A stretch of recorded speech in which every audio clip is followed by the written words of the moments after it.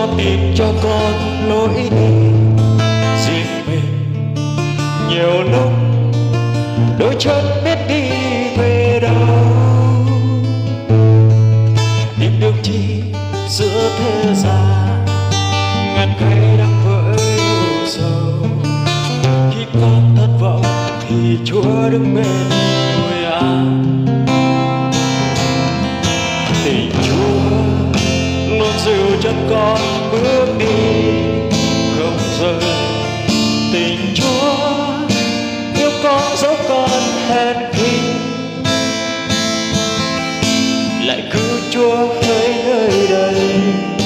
Con xin đứng đường nơi Ngài, vì trái tim con cần Chúa phút giây đời con. Từ khi đôi chân con xa nhà cha, đời còn bão hoa đau thương. Vì chính lúc ấy ngàn lời cám dỗ vây quanh không rời, lại cứ Chúa. Vì tình như Chúa còn yêu, hãy kéo con khỏi vực sâu và cho con thấy tình cha. Ngoài cha yêu thương con chẳng là chi, vì cha quá đủ cho con. Lời Chúa phát hứa cho đời ta sẽ bên con không rời. Nguyện xin Chúa rửa sạch ác quê tội nhớ, và khiến tâm con dành cho quay về bên Chúa tình yêu.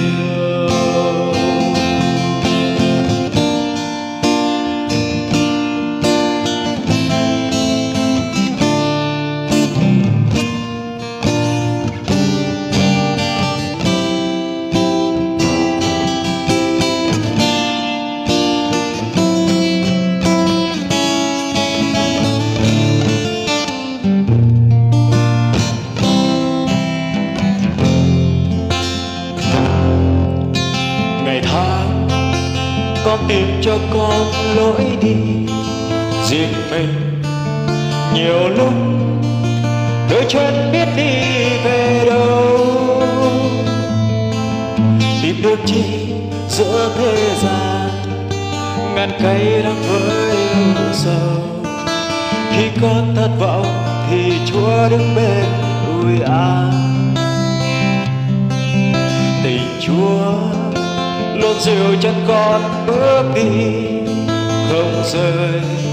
Tình Chúa yêu con dẫu con hèn khi, lại cứ Chúa hỡi nơi đây. Con xin đứng được nơi Ngài, vì trái tim con cần Chúa phút giây đời con. Từ khi đôi chân con xa nhà cha, đời còn bão hoa đau thương.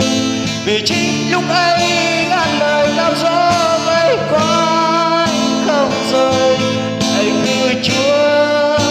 Vì tình như Chúa còn yêu, hãy kéo con khỏi vực sâu và cho con thấy tình cha.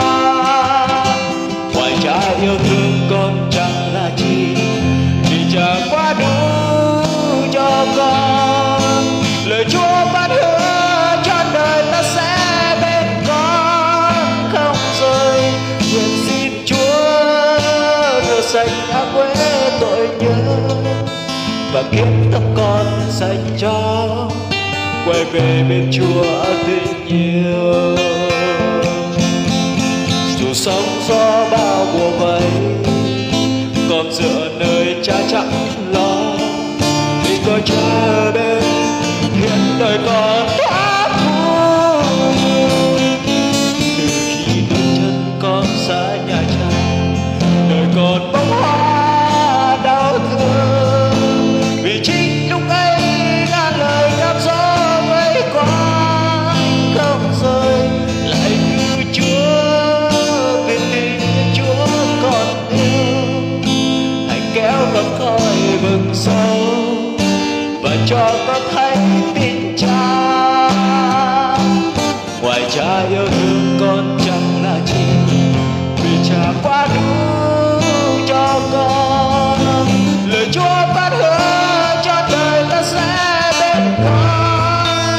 rơi. Nguyện xin Chúa rửa sạch ác quê tội nhớ, mà khiến tâm con dành trao quay về bên Chúa tình yêu.